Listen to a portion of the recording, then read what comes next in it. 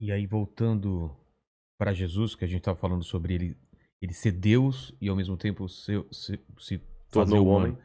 homem. Eu acho que tem duas passagens muito, cara, que eu acho muito legais, assim, pra gente tentar entender, que é a tentação no Uhum, deserto uhum. e a noite anterior, quando ele fala que, cara, se puder. Afasta de mim.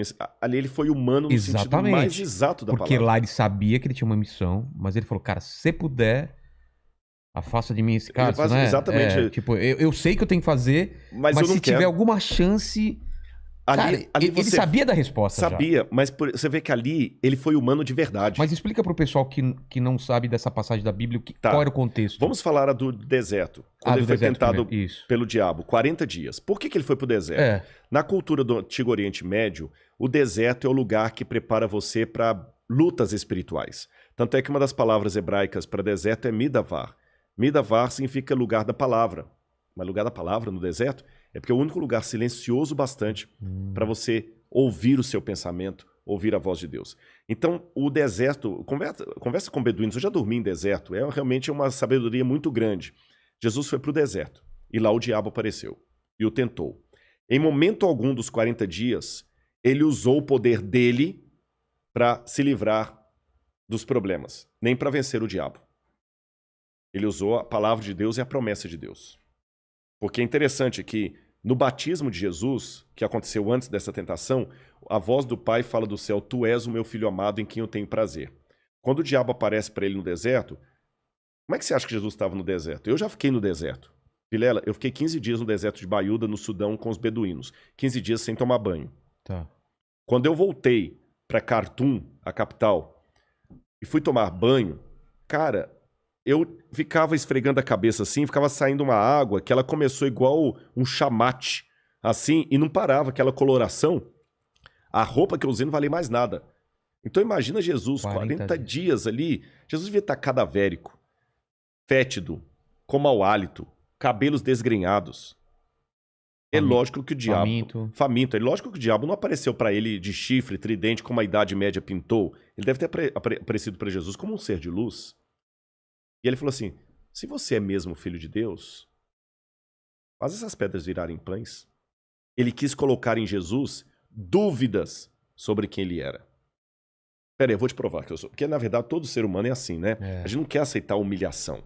Pô, é aquele negócio, eu peço a Deus que me dê paciência, que se ele der uma arma eu vou virar assassino. Então, quer dizer, a gente não quer levar o desaforo para casa. Jesus não venceu o diabo com o poder divino que ele tinha. Ele venceu o diabo com o caráter divino que ele tinha. Quando ele estava lá no jardim do Getsêmani, como ser humano, o pai falou: você vai assumir a função de filho, você vai machucar, você vai ser traído, vai sentir tudo que todo mundo sente. Tudo bem. E ele sentiu. Ele sentiu na pele ali a mesma agonia que a mãe sente quando o filho chega em casa com overdose e ela tem que correr com ele para o hospital para tentar salvá-lo da overdose. Ali ele estava sentindo a mesma agonia que a menina estuprada sente. E alguém pode falar: peraí, Rodrigo, para de bobagem. Rodrigo, Jesus não foi estuprado, ele não foi pai de... Vilela, não importa se é dor de cabeça ou dor de dente, dor é dor. É. Eu posso não estar com a sua enxaqueca, mas se eu estou com um problema no trigêmeo aqui, que é uma dor que dá vontade de suicidar, eu posso falar que eu te entendo. Então ele sentiu a dor da humanidade na base. Naquele momento, como ser humano, que ele encarnou mesmo, ele não fingiu ser ser humano. No exemplo que eu dei aqui com a mandíbula, ele estava andando a pé mesmo com a gente. Ele falou: pai, eu não vou aguentar. Pai, se possível, afasta de mim esse cálice, eu não vou dar conta. Você acha que ele teve dúvidas? Naquele momento, como ser humano teve. Por quê? Porque uma das coisas que ele teve que deixar na garagem foi justamente a onisciência dele. É. Tanto é que quando perguntaram quando é que o senhor vai voltar, ele falou: esse dia ninguém sabe. Nem os anjos, nem o filho, somente o pai. E o filho não pode saber nada dele mesmo se o pai não revelar. Então ele deixou A onisciência. ele deixou a onisciência, a onipresença, a onipotência, tudo na garagem. Os milagres que Jesus operou são milagres que outros homens de Deus também operaram. Ah, ele ressuscitou Lázaro. Tá, mas o profeta Elias também ressuscitou o filho da viúva de Sarepta e multiplicou o pão lá para a viúva de Sarepta. Eliseu ressuscitou o filho do casal lá. Ah, tá, Jesus andou sobre as águas. Ah, Moisés abriu o Mar Vermelho. Então o que Jesus fez foi como um homem pela fé em Deus Pai. É lógico que houve momentos em que a divindade brilhou pela humanidade, como por exemplo quando ele transfigurou no monte, que a tradição, a Bíblia não diz isso, a tradição chama de Monte Tabor. Mas no dia a dia, Jesus tinha que suar para ter o pão dele. E naquele momento ali do Getsemane, O que ele fala mesmo? ele fala: Pai, se possível, afasta de mim esse cálice. Contudo, não seja feita a minha vontade, mas a tua vontade. E ele estava se sentindo tão sozinho que ele pediu até 3 discípulos para orarem com ele. E é interessante que a palavra gat, em hebraico, significa prensa. Gat, prensa em hebraico. Shemanim significa azeite. Então, gat shemanim é a prensa do azeite. Jesus estava num lugar onde várias azeitonas eram imprensadas para sair o azeite puro. Azeite. Ele também estava sentindo a alma dele prensada. A gente chama de Getsemane, né? Gat shemanim em hebraico. Ele estava sentindo a alma dele prensada. Mas aí por que ele podia ter desistido? Não, você quer acabar, já acaba agora. Mas o que não fez Jesus desistir? Aí, Vilela, é aquilo que eu não tenho como provar. Até aqui eu estava falando como acadêmico, provas arqueológicas, históricas, alucumbrações filosóficas, mas essa é a parte que eu não posso provar. É a parte que eu posso testemunhar. E testemunho não se prova. Tá bom? O pessoal que está assistindo a gente em casa, se você falasse comigo assim, Rodrigo, essa água que eu estou colocando aqui no copo é uma água do derretimento da neve do Himalaia. É a água mais pura do mundo. Tem uma água dessa, né? Parece que uma garrafa dessa água custa $5.000. É mais caro do que um vinho importado. Se Tem você gosto falasse de assim, tem gosto de água, mas se você falasse assim, Rodrigo, ela tem um gosto diferente. Vamos supor, só para ilustrar. Eu ia falar assim, Vilela, tem mesmo. Pessoal, essa água é diferente. Não adianta do outro lado da tela, lá com o smartphone, no tablet, onde quer que cada um esteja assistindo, falar assim, mas me prova o gosto dessa água. Não tem como provar, não tem. É uma experiência. Me dá uma equação, não tem como. A única coisa que eu posso falar para você que está em casa é o seguinte, é deliciosa. Experimente você também. Com Jesus é a mesma coisa. O que eu vou falar até aqui, eu estou dando o testemunho. Testemunho não se explica, se testemunha. E convida o outro a participar da experiência. Ele nos amou. E sentir-se amado de Deus é a melhor de todas as terapias. Eu estou falando por experiência própria. Porque eu tive depressão profunda. Eu li muita coisa de psicanálise, de psicologia, Freud e tudo. Foi a partir da própria busca de resolver meus problemas. Então ele transformou a minha vida. Ele não me tornou apenas um melhor cidadão. Ele me mudou. Ele pensou em mim. Aí nessa hora, por uma revelação do pai, porque ele colocou a onisciência na garagem, é como se o pai falasse assim, filho, continua, confia em mim. Você, enquanto ser humano, esqueceu até de algumas coisas, porque isso acontece. Isso acontece. Tem muita coisa que você sabe e mesmo assim você fica assustado. Quer um exemplo? Quando você vai para esses brinquedos da Disney, que você coloca aquele óculos 3D. Simulação. Eu já passei simulação. E você fica... Eu já passei mico com isso, até nesse shopping, desse negócio que eles põem aquele óculos assim. Eu sei que não tem um buraco ali. Mas no óculos eu tô vendo buraco. Aí o camarada ainda pega um desgraçado um ventilador.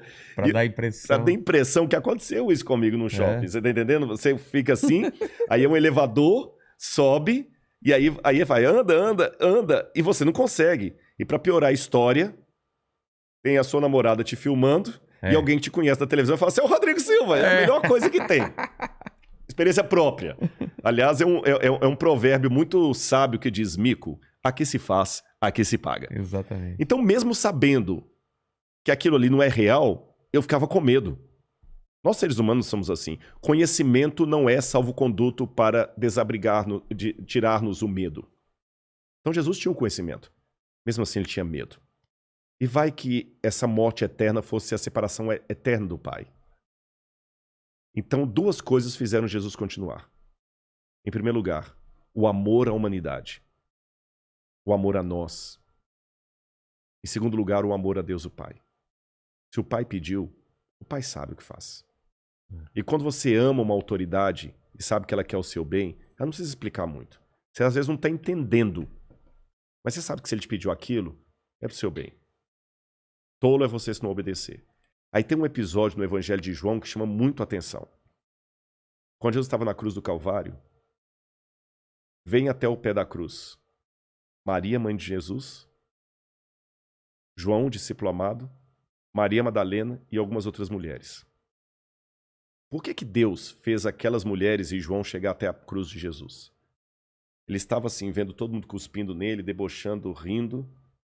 E ele devia perguntar assim, Deus, por que eles estão querendo tanto que eu morra? Eu só preguei o amor, o que eu fiz de errado? Por que o Senhor mesmo me desamparou? Aí aparece Maria e as outras. Aí ele entende. Eu entendi. É por eles, né? É por eles, é por Maria, por João, que eu tenho que dar minha vida. Tá bom, pai, eu já entendi. Nas tuas mãos, entrego o meu espírito. E é por isso que nós estamos aqui hoje. E eu não me canso. Vilela, eu sou uma pessoa, até pela minha própria formação, alguém pode falar, esse cara é doido, porque ele fez filosofia, teologia, arqueologia. Eu tenho um doutorado em teologia, depois vou fazer outro doutorado em arqueologia. Depois que já tinha um doutorado, não precisava fazer outro. Por que eu faço essa salada? É porque eu sou uma pessoa de mente inquieta e com sede de conhecimento. Tá certo? Isso aqui não foi uma coisa que eu fiquei tirando da minha cabecinha, não. Tá cheio de notas de rodapé. Mas eu também não falo isso para me exaltar, não. Eu quero dizer apenas o seguinte, quanto mais eu estudo, mais eu vejo a evidência de Deus na história, nos atos da história, na minha vida.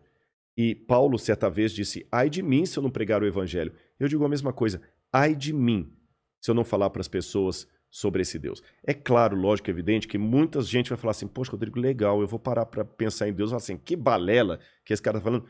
Não interessa, eu não quero enfiar a religião goela abaixo. Eu quero apenas testemunhar. Porque Deus não precisa de advogados. Deus precisa de testemunha. O problema é que muito crente quer ser advogado de Deus, né? Eu vou provar aqui, eu vou enfiar minha religião goela abaixo de você. Poxa, Deus, se Deus precisasse de advogado, ele tinha gente melhor na OAB do que Rodrigo para defendê-lo. Então eu acho que é preciso mais de testemunha. E é isso que eu faço. Mas você não precisa de comprovação histórica para aumentar ou diminuir sua fé. É independente? Ou essa busca, ela reforça a sua crença? Se você estivesse entrevistando o Søren Kierkegaard, ele ia dizer que não precisa de nada disso. Porque Søren Kierkegaard apoiava o fideísmo ao extremo. Ele falava do pulo da fé. Só que eu discordo de Kierkegaard, apesar do brilhantismo que ele foi. Eu discordo de Kierkegaard pelo seguinte, ainda que ele defina a espiritualidade como o pulo da fé, o salto da fé, essa expressão pulo da fé até está um pouco mal traduzida, jump of faith. Porque, na verdade, quando ele escreveu originalmente, ele queria dizer assim, é a plataforma da fé. Para eu pular no escuro, eu tenho que ter uma plataforma. Então, como é que funciona a fé para mim? Em primeiro lugar, a fé não é uma dicotomia entre fé e razão. Muito menos entre fé e evidência. Vamos ilustrar assim, Vilela. Se eu estou num prédio, está pegando fogo, e eu estou desesperado, aí eu vejo uma porta. Eu vou com a mão na maçaneta para abrir aquela porta. Daqui a pouquinho grita atrás de mim uma voz dizendo, não faça isso. E quando eu viro, vem um camarada do corpo de bombeiros, com aquela roupa amarela e tudo mais, o cilindro. Não, não toca na porta não. Abaixa e volta devagarzinho aqui. Obedece. Eu obedeço. Eu não sou estúpido. É claro. E ele deve ter as razões dele. É uma autoridade e não assunto. Exatamente. De repente a porta está quente, de repente tem um golpe de ar lá e que vai, ele sabe o que está fazendo. Se eu for um cara esperto, eu obedeço. Sem questionar. Eu obedeço pela fé. Agora, já pensou se eu quiser dar uma de intelectual? Peraí, me justifica primeiro aí. Qual a fundamentação teórica? Não dá tempo disso. Você tem que obedecer calado. Tá. Agora, eu vou mudar um pouquinho a situação. Eu estou de novo no fogo, indo para lá, seguindo o meu instinto de sobrevivência, como na primeira situação, mas ao invés de vir atrás de mim gritando um bombeiro, vem uma menina esquizofrênica, doida. Nada contra a esquizofrenia, que é uma doença que as pessoas que têm que ser respeitadas, tratadas. Não estou aqui querendo ser panfletário. É apenas uma ilustração. Uma menina que eu sei que ela é doida. Doida de bater panela. E ela fala assim, Rodrigo, vem comigo aqui, me dá a mão que a gente vai sair voando por aquela janela. Se eu desistir do meu plano de sair por ali, voltar e dar a mão para a menina, aí eu não estou sendo inteligente, eu estou sendo maluco. Qual a diferença dos dois casos? Eu vou explicar para você. No primeiro caso, em ambos os casos eu obedeci sem questionar. Só que no primeiro caso, eu tenho evidências prévias ao momento do incêndio que me dizem que bombeiros sabem o que fazer naquela hora. Bombeiros são treinados para aquilo. É um assentimento racional. Portanto, na hora do fogo, quando eu não tiver todas as respostas, as evidências racionais prévias me ajudarão a obedecer o bombeiro sem questionar. Isso é obedecer pela fé. Entendi. Mas eu não tenho nenhuma prova racional de que aquela menina sabe o que está fazendo. Pelo contrário, eu tenho a prova que ela é até meio biruta. Seguir o bombeiro é uma questão de inteligência. Seguir a menina é uma questão de desespero. Essa é a diferença entre a fé e o fideísmo, ou entre a crença e a crendice. Então, quando eu falo com você que eu obedeço a Deus sem questionar, é porque eu tenho, previamente, evidências que me apontam, vá na direção de Deus, que vai dar certo. E a experiência pessoal. E a experiência pessoal. É diferente de seguir, de crer por amor da crença. Entendi. Então, por isso que, para mim, a fé, ela tem um papel que mistura com a evidência. E isso é bíblico. A Bíblia é o livro que mais me incentiva a questionar. Jesus, muitas respostas ele dava fazendo outras perguntas. O que farei, mestre, para herdar a vida eterna? O que está escrito na lei? Ah, tá. Senhor, essa mulher adulterou e a lei mandou que apedrejasse. O que o senhor diz?